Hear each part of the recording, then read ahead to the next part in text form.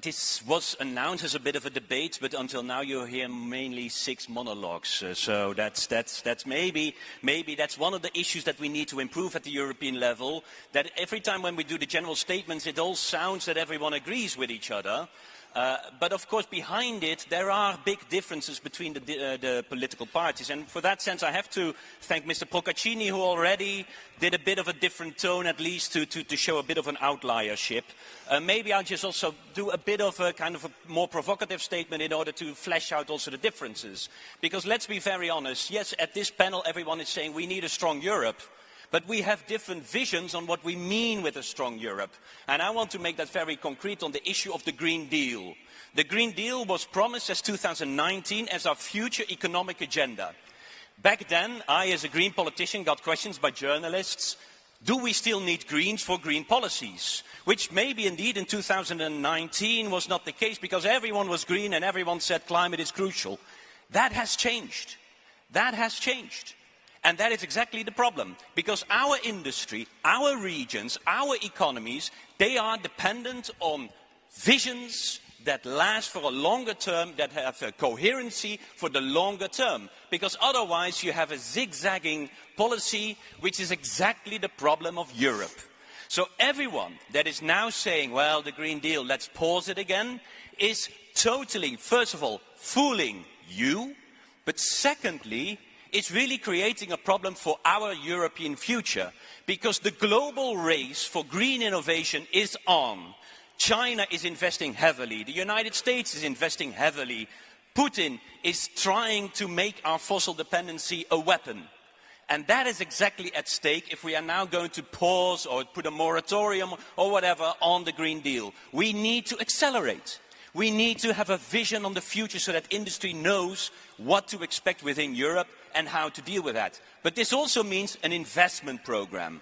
So every party that is saying, yeah, we need investments, but at the same time is putting in rules again for austerity, and let's be honest, on the right side of the parliament, they are pushing for austerity again, there will not be an investment agenda. And that investment agenda will hit all the regions. And we have shown very clearly that there, in those regions where austerity is hitting the hardest, that's where the far right has increased.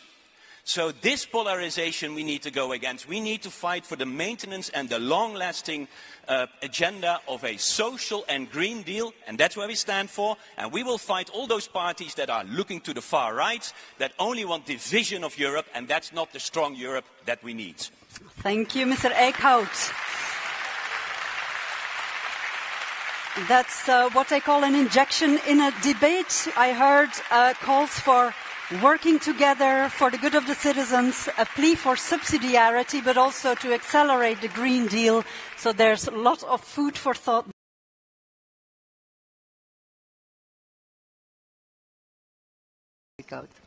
Merci beaucoup, and thank you very much.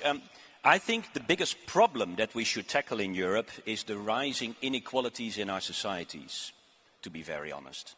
We see inequalities in our societies and they are getting bigger.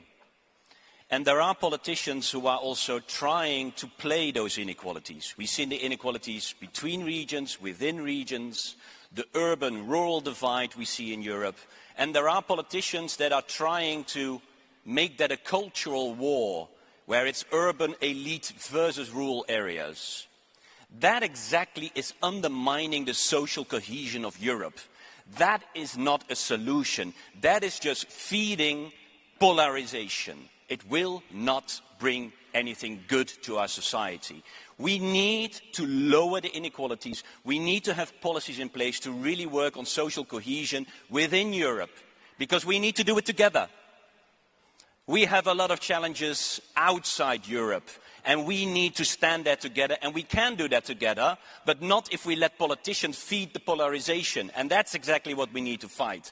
Let me give an example on agriculture, because agriculture is quite often on the mind of a lot of people, and the heads of state will discuss it in the council again. But let's be very honest, what is now the true problem of farmers? Is that really some of the greening measures?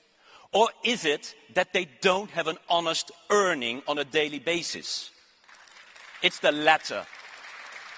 they are forced to become bigger and bigger and bigger to produce more in order to have a living. And even European policies are accelerating that. Our common agriculture policies are giving you more subsidies if you have more hectares. So the more you have, the more you get. Exactly increasing inequalities in our agriculture system because of our policies. When we as Greens propose a very simple measure, maybe let's cap at a certain moment that you don't get more subsidies if you are getting bigger. Just cap it at a certain level. It was voted down. It was voted down by a majority. And now the farmers are against the wall, pulled in one direction by an economic system that wants to make them bigger, more monocultures for that, and on the other hand, a really urgent desire to deal with our nature crisis and our climate crisis, which is more a diversified agriculture system. We are pulling the farmers into two different directions. Don't be surprised they get agitated, to say the least. But then we need to address both issues and not only scapegoating some of the green measures, because that's what's happening here. We need to address the fundamental economic system and address the inequalities that are being grown also in our agriculture system. Only then we have a sincere debate and sincere solutions. Merci beaucoup.